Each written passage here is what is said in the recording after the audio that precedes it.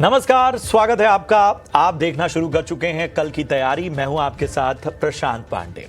एक ऐसा शो जहां पर हम एडवांस में आपकी तैयारी कराते हैं कल के बाजार की। जी हां, जिस तरह का बाजार है उसमें बहुत आवश्यक है कि आप पहले से ही उन लेवल्स का ध्यान रखें जिनको कहीं ना कहीं आपकी रणनीति में शामिल करने से आप कल के बाजार में बेहतर तैयारी के साथ उतर सकते हैं। और यही कोशिश रहती है हमारी कि न सिर्फ बाजार पर यानी इंडेक्स स्तरों पर, इसके अलावा सेक्टर स्पेसिफिक भी कहां नजर रखनी है और खबरों के दम पर आखिर किन स्टॉक्स को अपने रडार पर रखना है, इन सभी के बारे में आपको बेहतर तरीके से हमारे गेस्ट, हमारे एक्सपर्ट राय देते हैं।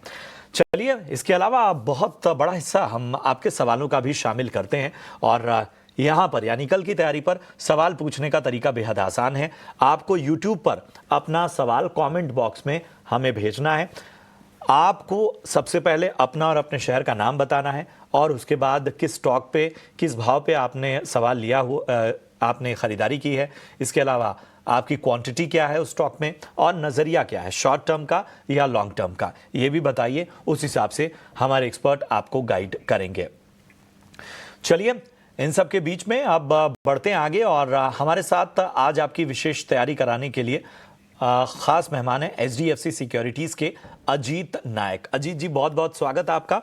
और अच्छा माहौल बाजार का, जिस तरह से दबाव था, उस दबाव को तोड़ते हुए जरा मैं अपने दर्शकों को लेवल्स एक बार बता देता हूं और उसके बाद फिर से आता हूं आपके पास इस पर राय लेने के लिए। तो बाजार देखिए, 374 अंक निफ्टी चढ़कर आज 22,535 के स्तर पर बंद हुआ। बैंक निफ्टी की बात करें तो 650 अंक चढ़कर 50,511 की इसने क्लोजिंग ली। सेंसेक्स में 1,090 अंकों का उछाल दिखा, 74,227 के स्तर पे बंद हुआ। अब आज के बाजार में अगर निफ्टी के टॉप गेनर्स की बात करें तो जियो फाइनेंशियल सर्विसेज लगभग 5.5% चढ़कर निफ्टी का टॉप गेनर बना। यही नहीं, श्रीराम फाइनेंस 4.5% चढ़कर बंद हुआ। इसके अलावा अदानी एंटरप्राइजेज भी लगभग 3.5% चढ़कर बंद हुआ। BEL यानी भारत इलेक्ट्रॉनिक्स लिमिटेड 2200 करोड़ के ऑर्डर वाली खबर से यहां पुश मिला और लगभग 3.5% चढ़कर बंद हुआ। वहीं फार्मा सेक्टर से सिप्ला लगभग 3.5% चढ़कर बंद हुआ और टाइटन अच्छे बिजनेस अपडेट की वजह से यहां पर भी हमने देखा कि लगभग 3.5% की तेजी देखने को मिली। बात करें अगर हम आज एडवांस डिक्लाइन रेशियो की तो काफी शानदार 2267 शेयर आज ऐसे रहे। अगर हम मार्केट ब्रेथ को आपके सामने लेकर आए तो 2267 2267 ये शेयरों की संख्या रही जो हरे निशान में आज बंद हुए और मात्र 425 शेयर ऐसे थे जो कि आज लाल निशान में बंद हुए। चलिए, तो बाजार का पूरा हाल हेडलाइंस की शक्ल में, अहम खबरें हमने आपको बताई, किस वजह से कौन सा शेयर भागा ये भी आपके सामने रखा। तो अजीत जी, बाजार ने जिन तेजी के साथ क्लोजिंग ली है, अब आवश्यक हो जाता है कि कल जो लोग बाजार में उतरे वो किन लेवल्स का ध्यान रखें। तो निफ्टी और बैंक निफ्टी, इन दोनों पर सबसे पहले नजरिया दीजिए। कल आखिर किन किन लेवल्स पे नजर रखनी चाहिए? सर, निफ्टी का अगर मैं फ्यूचर के लेवल से बात करूं तो 22,910 का जो लेवल है वो बहुत अहमियत रखता है। वो अभी एक रोल रिवर्सल जोन है। पहले जो एक सपोर्ट बना करता था, अब एक रेजिस्टेंस बन सकता है। तो हमें बहुत जरूरी है कि उस वो जो लेवल है 22,910, उसके ऊपर निफ्टी एक कंसोलिडेट करे और ब्रेकआउट दे, तब जाके मार्केट जो है एक अच्छा अप मूव देखने को मिलेगा। अदरवाइज जो कंसोलिडेशन का ब्रेकडाउन आया है उसका एक अभी रीटेस्ट हो रहा है। तो रीटेस्ट के बाद हमें देखना जरूरी है कि मार्केट ट्रेंड कंटिन्यू करता है नीचे की तरफ या ऊपर की तरफ जाता है। तो जो अगर निफ्टी की तरफ से देखने जाए तो ऊपर के स्तर पे 22,910 और नीचे में 22,500 का बहुत इंपॉर्टेंट जोन है। उसको नीचे की तरफ में ब्रेक नहीं करना चाहिए। एक आध दिन कंसोलिडेट करके, क्योंकि आप देखेंगे कि इंडिया विक्स जो है वो काफी बढ़ गया है। कल करीब करीब 60% ऊपर था। तो अभी इतना जब वॉलेटिलिटी मार्केट में बढ़ जाता है तो वॉलेटिलिटी साइकिल दो फेज में चलता है, एक वॉलेटिलिटी ब्रेकआउट और एक वॉलेटिलिटी नैरो डाउन करके। अभी वो साइडवेज होके नैरो हो जाना चाहिए। तो उस दौरान पे मार्केट भी थोड़ा कंसोलिडेट करने का चांसेस है। अगर उसी चीज को हमें अगर बैंक निफ्टी की ओर देखें तो 50,800 का जो लेवल है बैंक निफ्टी पे, वो बहुत क्रूशियल है। आज भले वो रेजिस्टेंस के आसपास ही बंद हुआ है, तो 51,000 का एक मोटा मोटी लेवल मान के चले फ्यूचर पे, अगर वो क्रॉस होता है तो बैंक निफ्टी में भी एक अच्छा उछाल देखने को मिलेगा। निफ्टी और बैंक निफ्टी में अगर हम कंपेयर करें तो हम देखेंगे कि निफ्टी ने जो है प्रीवियस लो को ब्रेक कर दिया था कल का जो नेगेटिव न्यूज पे, और वहां से कवर किया, मगर बैंक निफ्टी ने एक हायर लो जैसा पैटर्न बनाया है। तो रिलेटिव कंपैरिजन में फाइनेंशियल जो सेक्टर है वो काफी हद तक अच्छा दिखाई दे रहा है चार्ट पे।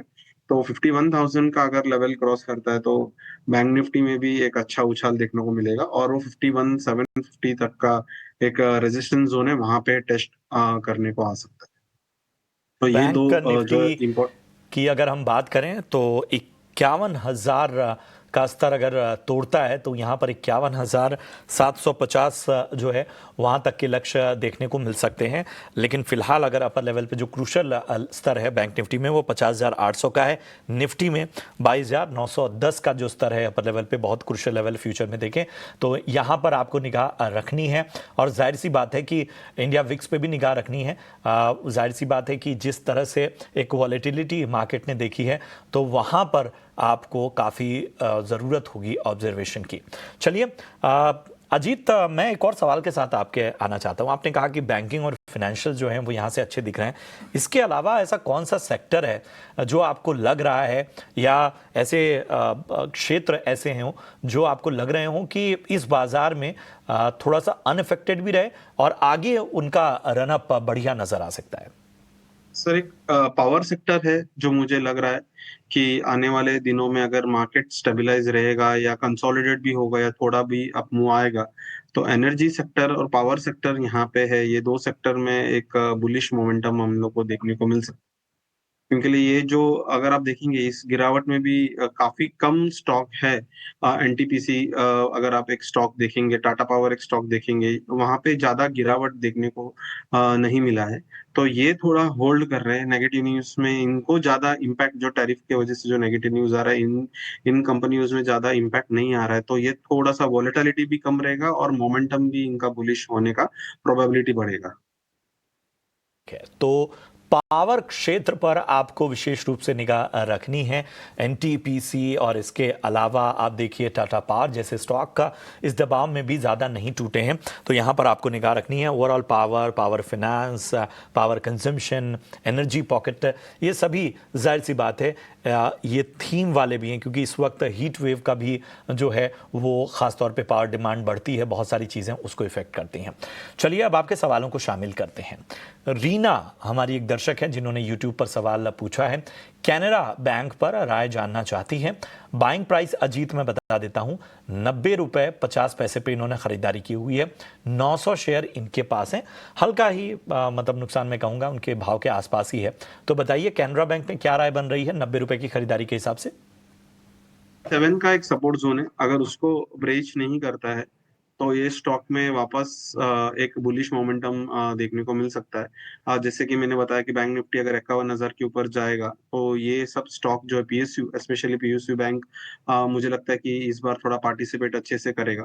तो 87 का सपोर्ट जोन को ध्यान में रखे, ऊपर के और में 96 से लेके 102 तक ये टेस्ट कर सकता है। ठीक है, तो लेवल्स का ध्यान रखिए और ऊपरी स्तरों पर 90 और 90 के ऊपर के स्तर आने वाले दिनों में देखने को मिल सकते, तो बने रहने की सलाह।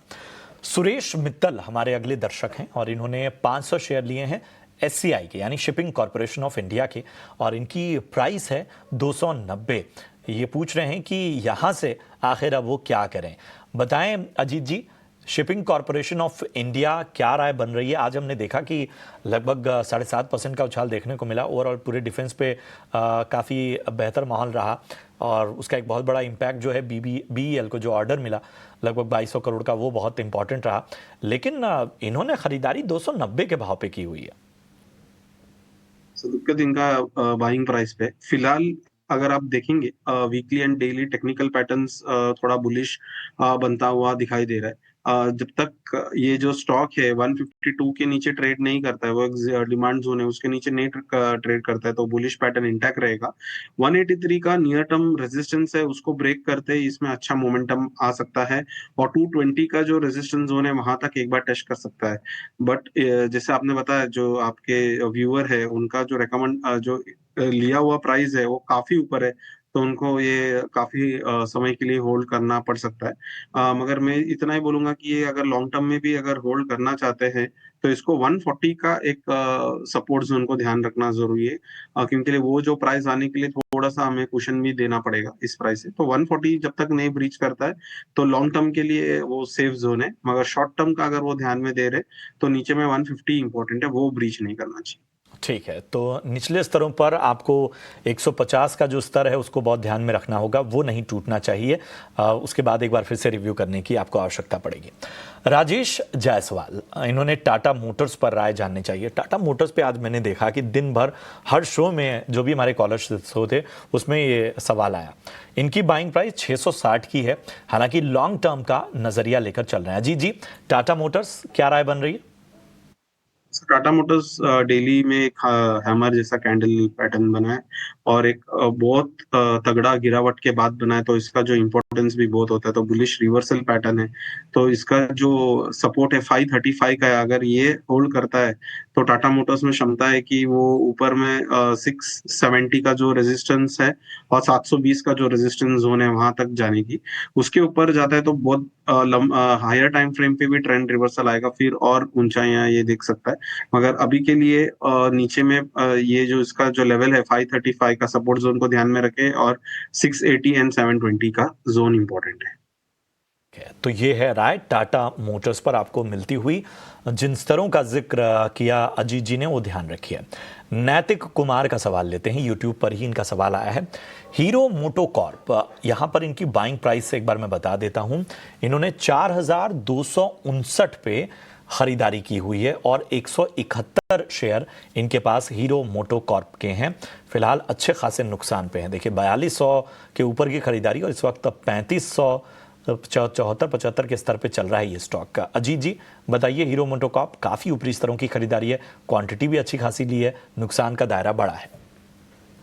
तो ये स्टॉक भी काफी लंबे समय के गिरावट के बाद एक बुलिश पैटर्न बना है डेली पे, तो 3300 का लेवल ब्रीच नहीं करना चाहिए, और ऊपर में अभी जो आने वाले दिनों में 3815 का रेजिस्टेंस जोन है उसको ब्रेक करते ही इसमें एक मोमेंटम दिखेगा, और 4300 4400 का जो रेजिस्टेंस जोन है वहाँ टेस्ट कर सकता है। उसके बाद वापस एक बार रिव्यू करना जरूरी है। फिलहाल के लिए इतना व्यू हम निकाल सकते हैं स्टॉक। ठीक है, तो नज़रिया बुलिश है और आपको ध्यान रखना है कि 4400 तक के जो स्तर हैं वहाँ तक जाने के बाद आपको एक बार फिर से इसको रिव्यू करना है। और याद रखिए, अगर आपका कॉल या आपके पर राय नहीं ली जाती, याद रखिए जब भी इस तरह के स्तर आते हैं तो हम पूरे शो के दौरान रिव्यू करते हैं, तो बेहतर तरीके से आपको जानकारी मिलेगी।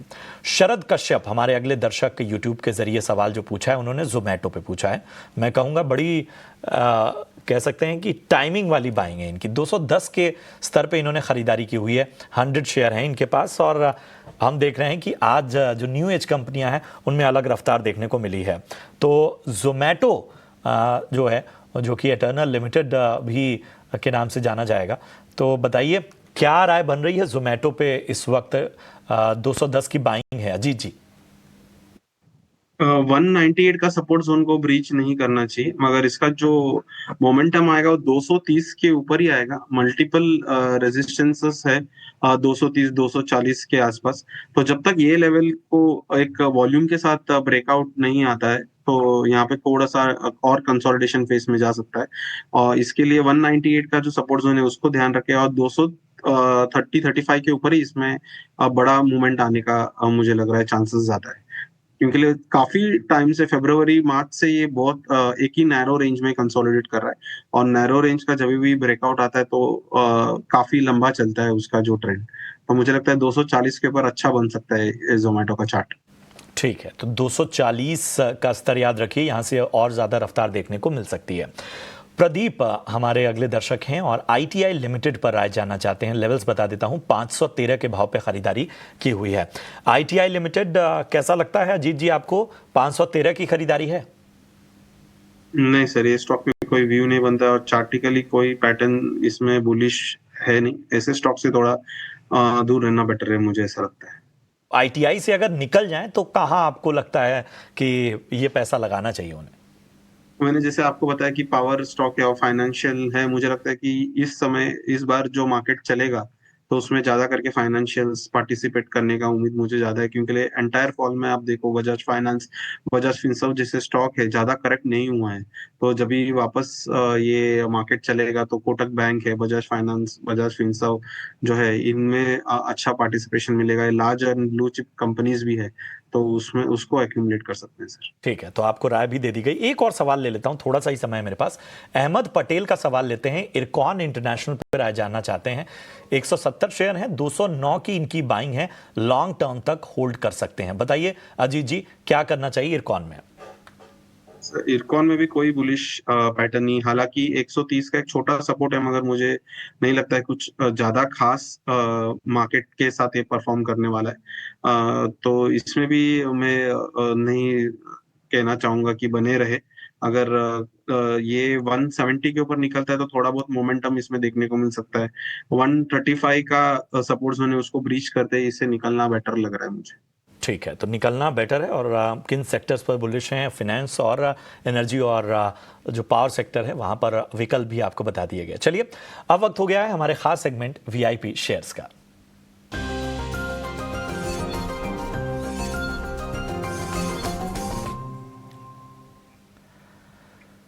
अजीत जी बताइए, क्या राय बन रही है? कौन सा स्टॉक आप सजेस्ट करेंगे वीआईपी सेगमेंट में? सर मैंने सिप्ला चूज किया है, मुझे लगता है थोड़ा डिफेंसिव बेट लेना इस टाइम पे बेटर है। और ये एक मल्टीपल सपोर्ट को ब्रीच करके वापस एंटर किया है सपोर्ट जोन, तो एक ट्रैप जैसा, सेलर ट्रैप जैसा पैटर्न डेली टाइम फ्रेम पे बनाया है। तो 1434 का जो भाव चल रहा है वहां पे ले सकते हैं, 1408 का स्टॉप लॉस और ऊपर में 1495 का जो है टारगेट रखना चाहिए। जो भी है एकदम शॉर्ट टर्म 10 से 15-20 दिन का ट्रेडिंग पिक है, बहुत लंबा कॉल नहीं है, मगर स्टॉप लॉस जरूर टाइट रखे क्योंकि मार्केट में वॉलेटिलिटी काफी ज्यादा है। ठीक है, तो सिप्ला में खरीदारी की राय 1430 के स्तर पे आपको लेना है। 1495 तक के लक्ष्य जो हैं वो यहाँ पर नजर आ सकते हैं। चलिए, ये है आपकी आज की कल की तैयारी का पूरा शो, जहाँ पर हमने कमाई के मौके बताए, आपके सवालों के जवाब दिए। अजीत जी, औपचारिकता है, अपना डिस्क्लेमर देते जाएं। हाँ सर, जो भी स्टॉक हमने डिस्कस किया है ये शायद हमने अपने क्लाइंट्स को भी सजेस्ट किया हो, बट मेरे पर्सनल होल्डिंग में कोई भी स्टॉक नहीं है। शुक्रिया करेंगे आपका इस अहम रणनीति के लिए, निवेशकों का मार्गदर्शन करने के लिए। इसी के साथ यहाँ रुकेंगे छोटे से ब्रेक के लिए। कल की तैयारी में मुझे और मेरी पूरी टीम को दीजिए इजाजत। आप देखते रहिए ईटी नाउ स्वदेश। नमस्कार।